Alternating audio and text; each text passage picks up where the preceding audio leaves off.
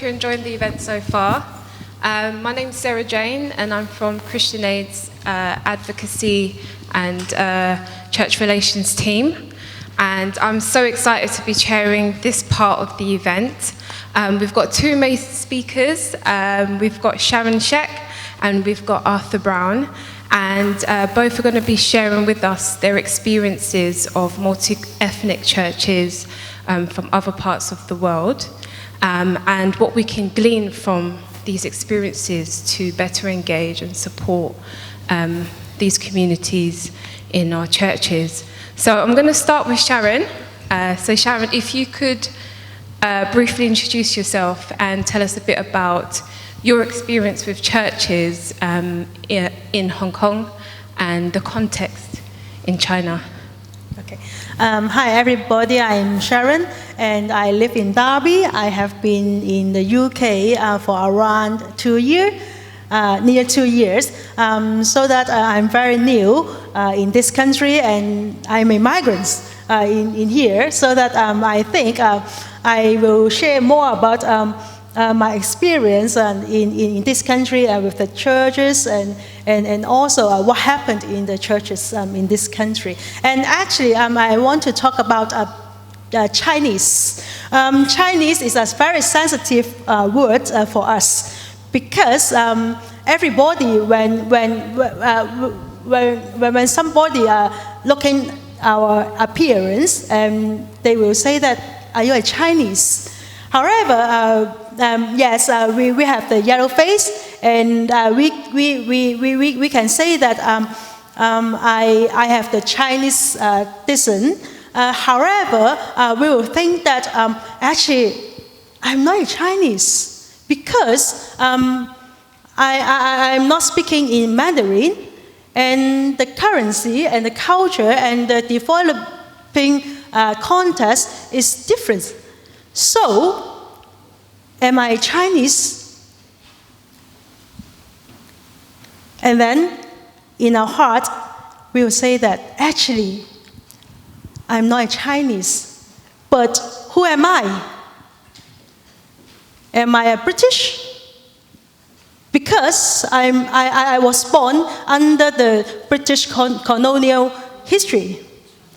My education is under the British system. Our culture is seemed like British. When I have breakfast, I will have eggs, bread, tea. Am I British? No, I'm so different. So who am I? We will think that, who am I? And actually, after 2019, because of the political events, the Hong Kongers will identify as we are Hong Kongers. But you know that Hong Kong is not a country. But this is not about country, this is about our identity. Our identity. We will think that our identity is not about our blood, not about our appearance. It's more about our acting, our culture. So that we will identify ourselves sociologically more than biologically. Yeah, so this is us. So that for Hong Kongers moving into the UK, it has a there are many tensions inside the church. Because of the language, most of the Hong Kongers will choose the Chinese church. Because of the language, the culture. However, there is so much tension because about the political opinions, we are very different from the old Hong Kongers or Chinese. There are tensions.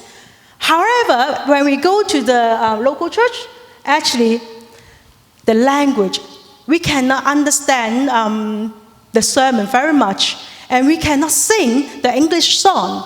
Even we learn English in Hong Kong, however, our listening, our speaking is not very well. So that we are very difficult to join the local church. So you see that we are in the tension between this. So we are finding a way to build up our faith.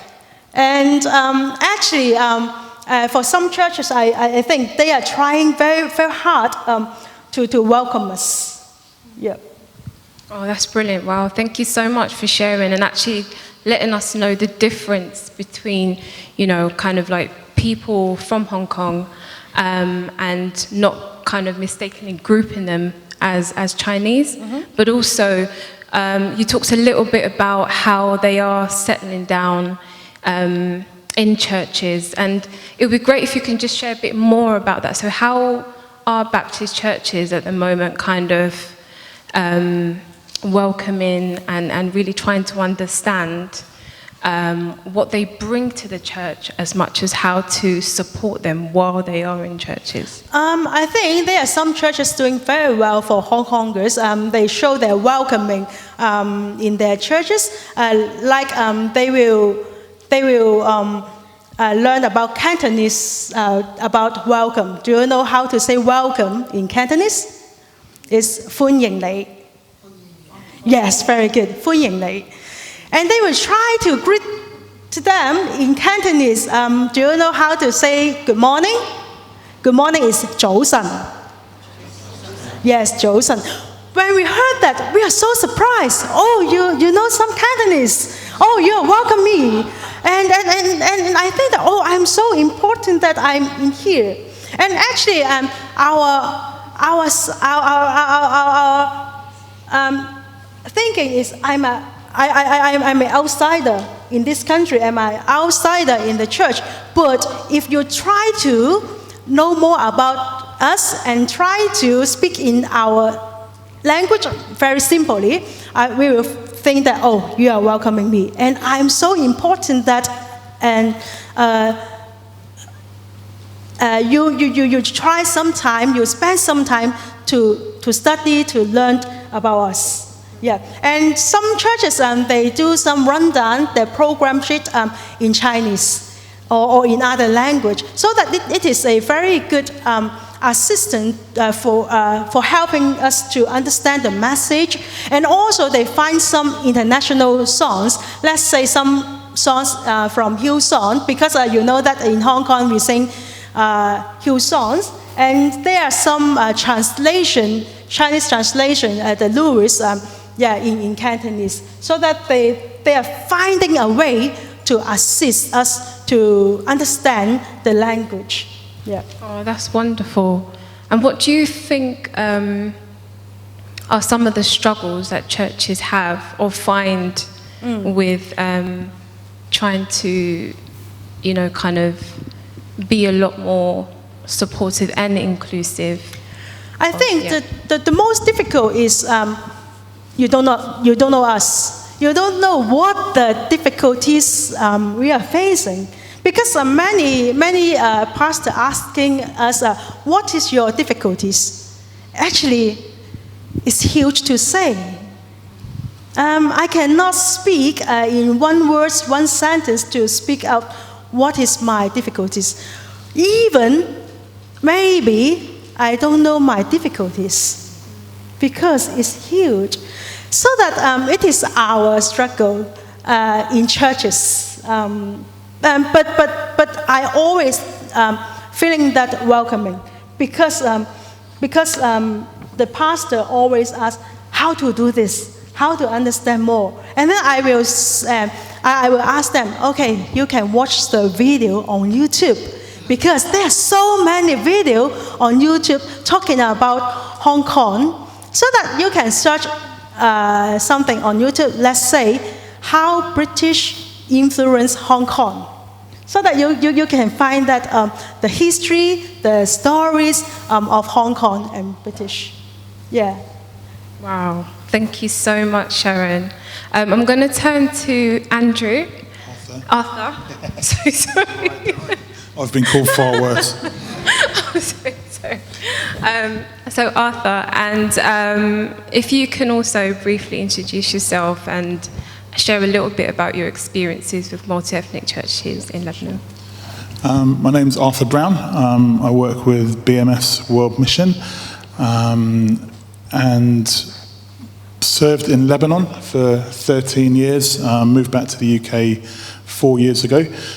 Prior to going to Lebanon with BMS, we were part of a urban expression church planting movement in Shadwell in East London amongst the 70% Bengali Muslim community, where I don't think we did very well, actually, at building multi-ethnic church. We had lots of friends in the community, but when it came to church, I don't think we managed it very well at all.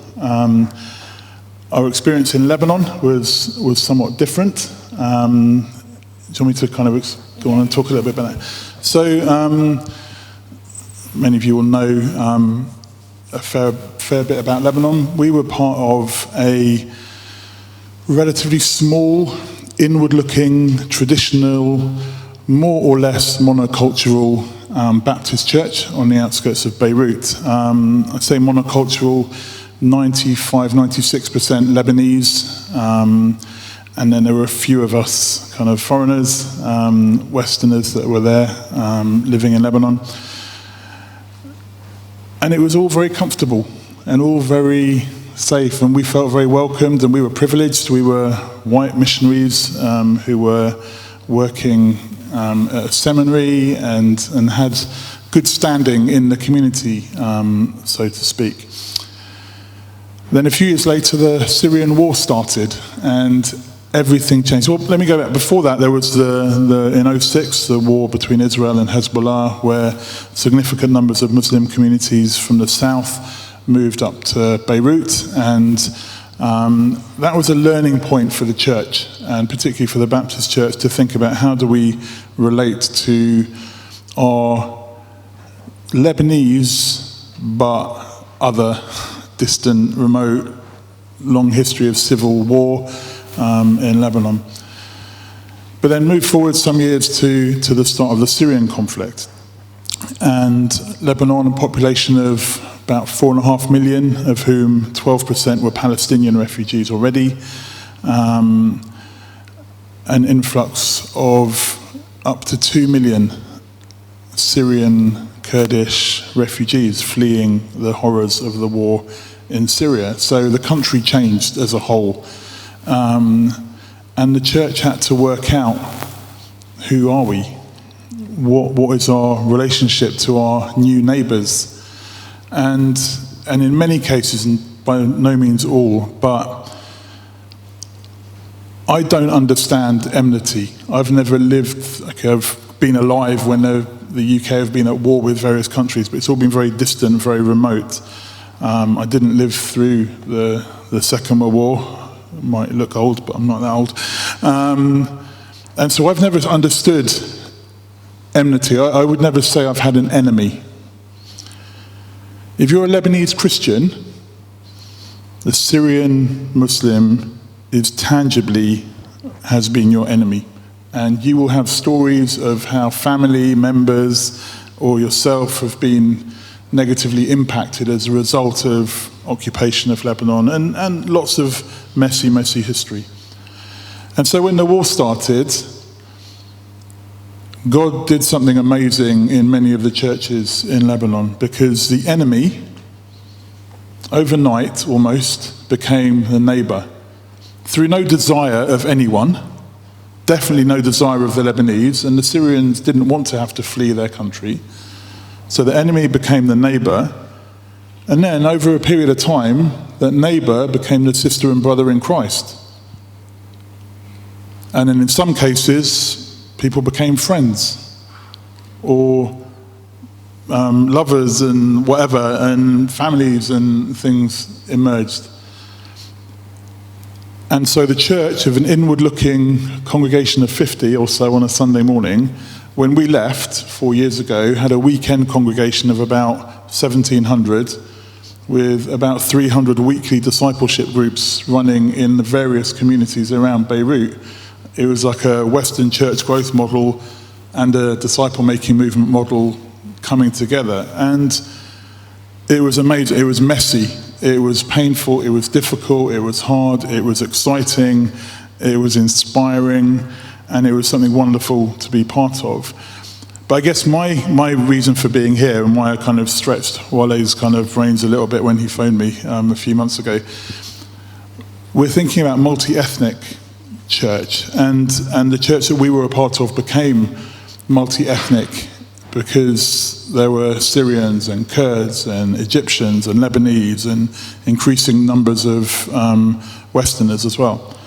But it was also multi-religious background because we had Sunni Muslims and we had Shiite Muslims and we had Druze, as well as Christians from different denominational backgrounds coming. And so my kind of research and thinking has been, what are the implications for discipleship for Muslims? And my research particularly was looking at young Muslims under the age of 18 when they come to Christ. My kids went to an evangelical school on the outskirts of Beirut. They had evangelical chapel every day, Bible classes every week, visiting mission teams regularly.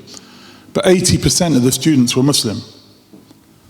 So what happens if a 14-year-old Muslim girl puts her hand up, having heard the gospel preached at her or to her, and seen the witness of followers of Christ around them, and suddenly makes sense. Please, sir, I want to become a Christian.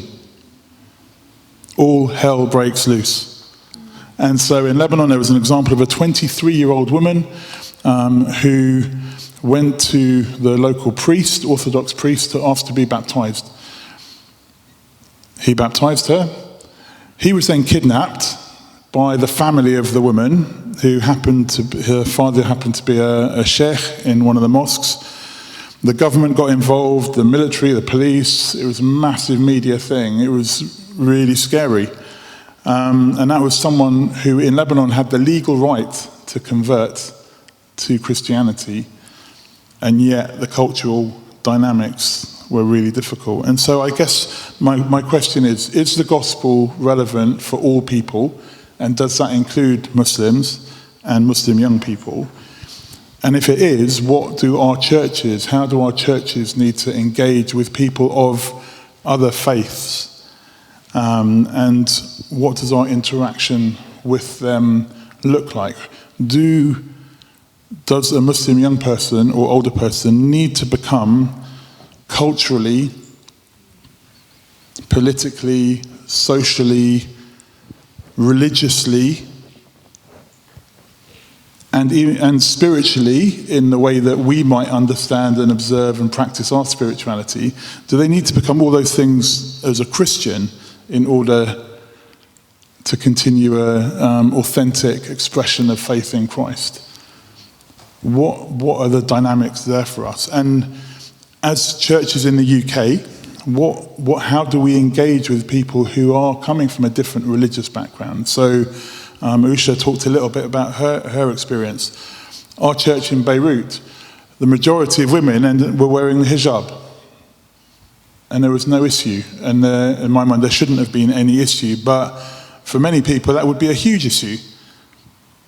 We need to start asking ourselves lots of questions around what is at the heart of the gospel, what is at the core of being part of a community of Christ followers, where we're coming from very, very different backgrounds, different experiences, different understandings of faith.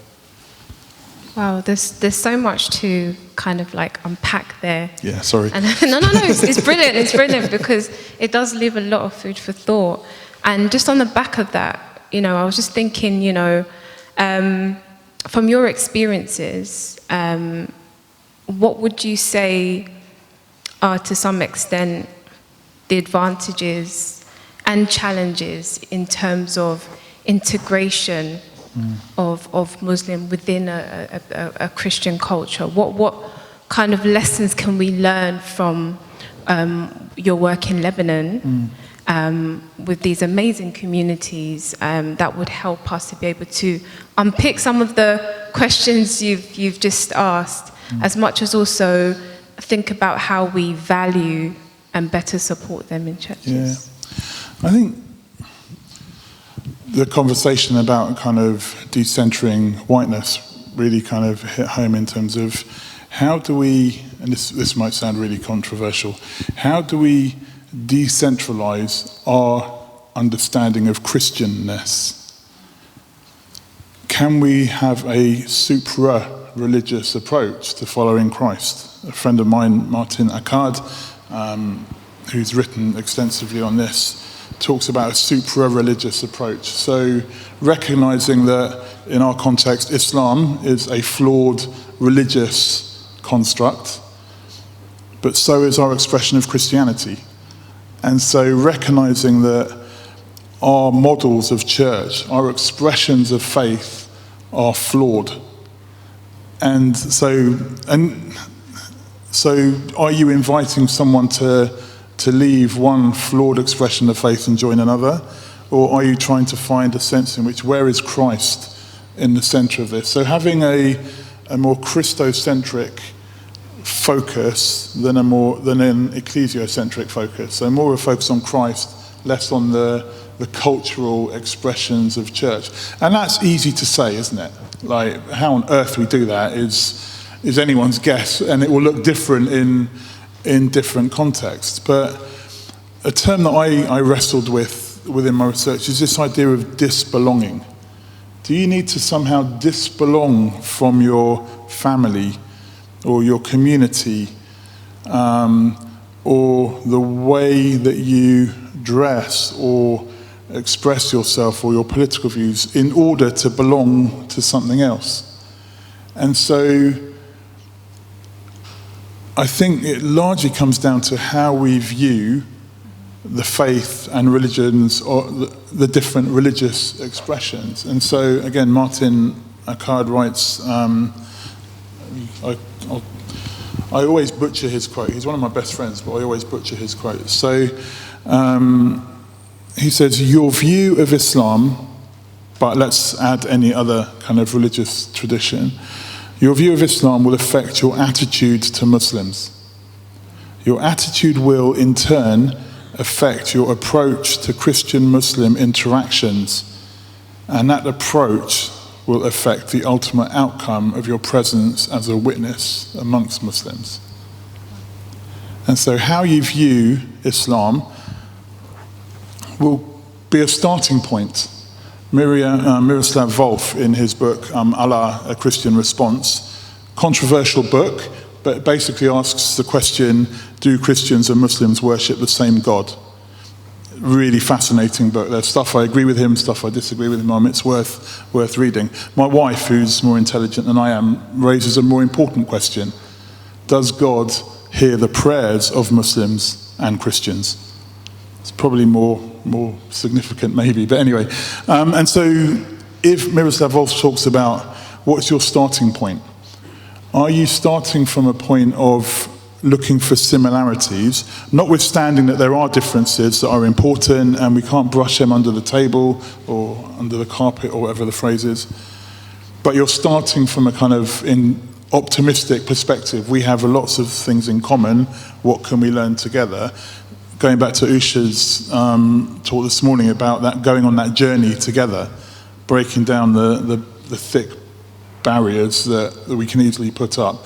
Or are we starting from a position of difference, whereby we're very different, we're diametrically opposed? Yes, there are some similarities, but they're insignificant.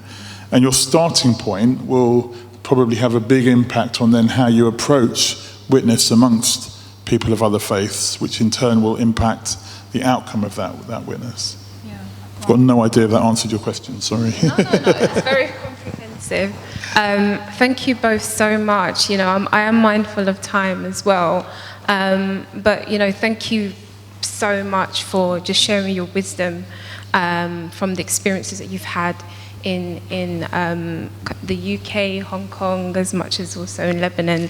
And I think some of the key points that you both raised is really important for us to consider.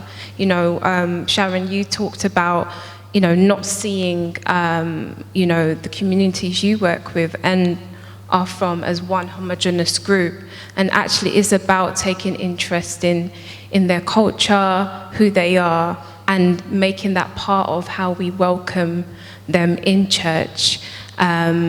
As much as also, Arthur, you spoke about, starting from a place of similarity, commonality, and building from there, but also having that open, once again, interest to be able to really understand how people of different faith see God and how that is reflected in their practice, what we can learn from it as much as what we can share, and how we can journey our faith together. So there's so much to unpick, and just because of time, I was just kind of also wondering if there are any resources or anything that you guys have that you would recommend to people, as much as also how can everyone get in touch with you if they want to continue this conversation. I bring my name card, and you can contact me. And there is our website, and there are some resources and some video about Hong Kongers and what we can do for them, and so that you can get the name card. Brilliant. Thank you. And I've brought a printout of a chapter of a book I wrote, and I didn't write the book, sorry. I wrote the chapter, contribution to a book, which tells the story of a young man who came to Lebanon, and his experience as a Muslim coming to Lebanon. And so it's based on examples, and so it's Afran's story, but it's also a bit of my journey as well, and touches on some of the things I did in my doctorate, looking at the nature of faith change and what that means and what it looks like and the implications for that. But I've also brought a few books that I can kind of recommend and share, like not give you to take away, but just I can give you a few pointers for additional reading if you'd like. That's awesome. Thank you both so much, and thank you everyone for listening. And I'll hand over to Rosemary. Thank you very much.